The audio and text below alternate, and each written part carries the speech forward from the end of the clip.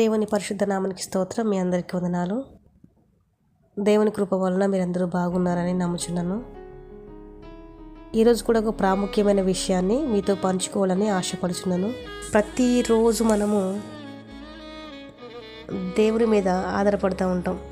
ప్రతి క్షణంలో, ప్రతి సంతోషంలో, ప్రతి దుఃఖంలో, ప్రతి వేదనలో, కష్టంలో, అన్నిట్లో మనం దేవుని మీద ఆధారపడుతూ ఉంటాం. ఎందుకంటే ప్రతి వ్యతిరేకమైన పరిస్థితులు దేవుడు చూసుకుంటాడు. నా జీవితంలో ఏది జరిగినా దేవుడు చిత్తమే అని చెప్పి అనుకుంటూ సంతోషంగా కాలాన్ని గడుపుకుంటున్న వీళ్ళందరి కోసం నేను మాట్లాడుతున్నాను.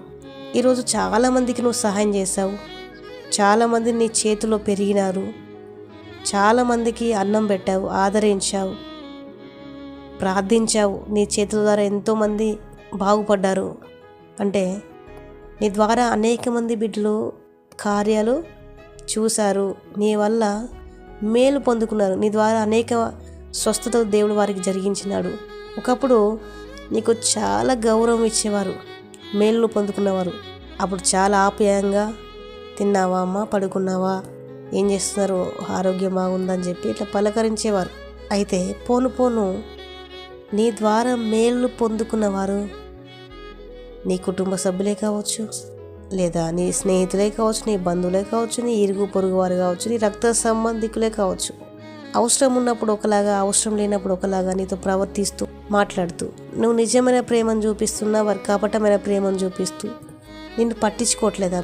నీకు అనారోగ్యం వచ్చినా కానీ నువ్వు అనేక మందిని చేరదీసావు. అనారోగ్యంతో ఉన్నవారిని హక్కును చేర్చుకున్నావు, అన్నం పెట్టావు, వారికి సంబంధించిన ప్రతి ఒక్కరి చూసుకున్నావు. కానీ నీకు ఎప్పుడన్నా బాగాలేదన్నప్పుడు, నువ్వు సిక్ అయినప్పుడు, నీ హెల్త్ బాగాలేనప్పుడు నిన్ను ఒంటరిని చేసి అసలు పట్టించుకోకుండా, అసలు నీకు ఏం జరుగుతుందో కూడా పట్టించుకోకుండా ఉంటున్నారా? అది కుటుంబ సభ్యులనే కావచ్చు, నీ కడుపులో పుట్టిన వారే కావచ్చు. నువ్వు ప్రేమ చూపిస్తుంటే ప్రతిగా ద్వేషాన్ని చూపిస్తున్నారా? అయ్యో ఏంటి పరిస్థితి? నేను ఎంతమందికి సాయం చేశాను, చాలామందిని నేను ఆదరించాను, చాలామందికి దేవుని ప్రేమను క్రియలో చూపించాను. కానీ ఈరోజు నా పరిస్థితి ఏంటి ఇట్లా అయ్యింది అని చెప్పి నువ్వు బాధపడొద్దు. ఎందుకంటే మనుషులు అడిగినా అడగకపోయినా, మనుషులు పట్టించుకున్నా పట్టించుకోకపోయినా, నీకు సమయానికి దేవుడు అన్నం పెడుతున్నాడు, నీకు మంచి ఆరోగ్యం ఇస్తున్నాడు, నిన్ను సమస్త కీడు నుంచి తప్పిస్తున్నాడు. అంతకంటే గొప్ప స్నేహితులు, అంతకంటే గొప్ప బంధువులు ఎవరన్నారా? ఆకాశమందు ఆయన తప్ప మనకి ఎవరున్నారు? ఆయన ప్రతి ఒక్కటి నీ విషయంలో అబ్జర్వ్ చేస్తున్నాడు. ప్రతి ఒక్కటి దేవుడు కలగజేసుకుంటున్నాడు నీ విషయంలో. దేవుని తెలిసిన దేవుడు ఇది నీకు ప్రమాదము, ఇది నీకు సెట్ అవ్వదు, ఇది నీ వల్ల కాదు అనుకున్నప్పుడు దాన్ని దరిదాపులో రాకుండా చేస్తాడు దేవుడు. అట్లాంటిది దేవుని ప్రేమను పక్కన పెట్టి మనుషుల ప్రేమ కోసం పాకులాడడం ఏంటి? ఒక మనిషి నన్ను ప్రేమించట్లేదు, ఒక మనిషి నన్ను ఆదరించట్లేదు, ఒక మనిషి నాతో మాట్లాడతలేదు అని చెప్పి అస్తమానం ఆ మనుషుల మీదే పడి ఏడుస్తావే. కానీ దేవుడు నిన్ను ప్రేమిస్తున్నాడు, దేవుడు నీకు కంచె వేస్తున్నాడు, దేవుడు నీ సమస్త రుగ్మతలని తీసివేస్తున్నాడు. దేవుడు చక్కగా నువ్వు ఎటు వెళ్తే అటు నీతో పాటు వస్తున్నాడు. నీ పరిస్థితులన్నీ, నీ సంఘటనలన్నీ కుదురుస్తున్నాడు.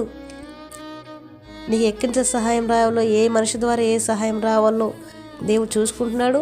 ఇంకా మంచి ఆరోగ్యం ఇస్తున్నాడు. అప్పుడు కూడా ఇది నువ్వు అబ్జర్వ్ చేయకుండా, అర్థం చేసుకోకుండా ఎవరో ప్రేమ కోసం పాకులాడడం ఏంటి? మనుషుల ప్రేమ కోసం పాకులాడడం ఏంటి? దేవుడు నేను ఎంత ప్రేమిస్తున్నాడో, దేవుడు నీ పట్ల ఒక మంచి ఉద్దేశం కలిగి ఉన్నాడు. దేవుడు నీ పట్ల ఒక మంచి ప్రణాళిక కలిగి ఉన్నాడు. అయితే నువ్వు దానికి తగ్గట్టుగా జీవించాలి. అర్థమైందా? తగ్గట్టుగా దేవుడు ప్రణాళిక ఉందని చెప్పి అనుకొని సంబరపడుతూ సంతోషంగా మనకు నచ్చినట్టు జీవించడం కాదు. నీ జీవితంలో ఏ కార్యం జరగాలన్నా, నువ్వు చేస్తున్న ప్రార్థనకు ప్రతిఫలం రావాలన్నా, నువ్వు ఒక మంచి కార్యము దేవునిలో చూడాలన్నా టైం తీసుకుంటాడు దేవుడు. అడిగిన వెంటనే దేవుడు నీకు ప్రసాదిస్తే, అడిగిన వెంటనే నీకు గర్భఫలం ఇస్తే, అడిగిన వెంటనే నీకు ఆర్థిక ఇబ్బందులను తీసేస్తే దాని విలువ నీకు తెలియదు. మళ్ళీ అదే కోలంలో, అదే వేలో వెళ్ళాలని చూస్తావు, అదే అప్పు చేయాలని చూస్తావు. అడిగిన తర్వాత దేవుడు నిన్ను పరీక్షిస్తున్న సమయం ఉంటే చూడు, అది ఎంతో గొప్పది.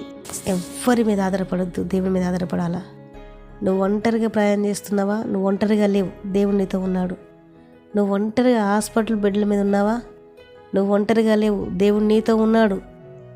నువ్వు వెలివేయబడుతున్నావు, నువ్వు కించపరచబడుతున్నావు, నువ్వు అవమానపరచబడుతున్నావా? దేవుడు నీతో ఉన్నాడు. నీకు పలానా వ్యక్తి నుంచి ప్రమాదమా? భయపడుతున్నావా? భయపడద్దు, దేవుడు నీతో ఉన్నాడు. కానీ అంతకుముందు నీ ప్రవర్తన సరి చేసుకో. అంతకుముందు నువ్వు ఎలా దేవునిలో ఉన్నావో, ఉంటానని దేవునికి ఒప్పందం చేసుకున్నావో ఆ ఒప్పందం ప్రకారం జీవించు.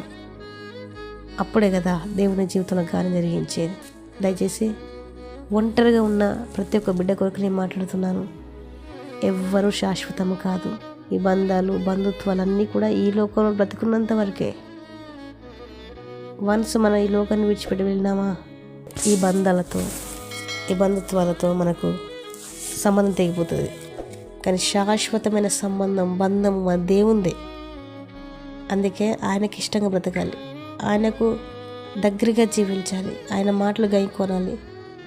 భయపడొద్దు. ప్రతి చిన్నదానికి భయపడుతున్నావు, ప్రతి చిన్నదానికి అయ్యో ఏమైపోతుందో భయపడుతున్నావు. ఏంటి నా పరిస్థితి, ఇలా ఎందుకు ఇలా జరుగుతుంది, ఒకటనుకుంటే ఒకటి జరుగుతుందని సమాధానం, శాంతి లేదు. ఆయన చూస్తున్నాడు, ప్రతి ఒక్కటి అబ్జర్వ్ చేస్తున్నాడు. నువ్వు ధైర్యంగా ఉండాలి. ఏది జరిగినా నా కొరకే, నా మంచి కొరకే. ఏది జరిగినా నా మంచి కొరకే. నా ధైర్యాన్ని శక్తిని ఇవ్వండి అయ్యా అని దేవుని అడగాలి. భయపడొద్దు, బాధపడద్దు. కుటుంబ బాధ్యతలు మోస్తున్నవారు, ఉద్యోగ ప్రయత్నాలు చేస్తున్నవారు, సిన్సియర్గా ఉంటూ ఏ తప్పు చేయకుండా ఆ మాటలు పడుతున్నవారు, లేదా చేయని తప్పుకు శిక్షణ అనుభవిస్తున్నవారు, వాళ్ళందరూ కూడా దేవుడు మీకు తగిన సమయంలో దేవుడు కార్యం చేస్తాడు. తగిన సమయంలో దేవుడు గొప్ప విడుదల ఇస్తాడు. నీ ఆరోగ్యం బాగుంటుంది, నువ్వు ఒక మంచి స్థితిలో ఉంటావు. నువ్వు నమ్మకం మాత్రం ఉంచు. దేవుని జీవితంలో కార్యం జరిగిస్తాడు. ఈ కొద్ది మాటలు దేవుడు దీవించును గాక. ఆమెన్. God bless you.